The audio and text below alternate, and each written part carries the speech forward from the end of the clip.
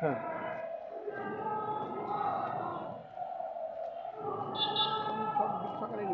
আমরা এইমাত্র জানতে পারলাম একটি রায় ঘোষণা হয়েছে এবং 3টি রায়ের মধ্যে একটি রায় ঘোষণা হয়েছে এবং ফাঁসির রায় ঘোষণা হয়েছে। আমরা দেখতে পাচ্ছি হাইকোর্টের মধ্যেই আমরা দেখেছি আনন্দ, এবং বাইরেও আমরা দেখতে পাচ্ছি কিছু মানুষের যারা সকাল থেকে এখানে অবস্থান করছিলেন তারাও আছেন এখানে, এই আনন্দ উপভোগ করছেন। এইভাবে আমরা দেখতে পাচ্ছি।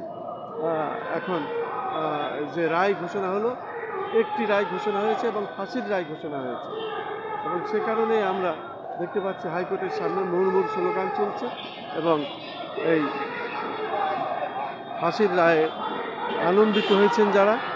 আমরা দেখতে পাচ্ছি দেশের মানুষ প্রত্যেকেই এটাকে আনন্দের সাথে নিয়েছেন, আমরা সেটাই দেখতে পাচ্ছি।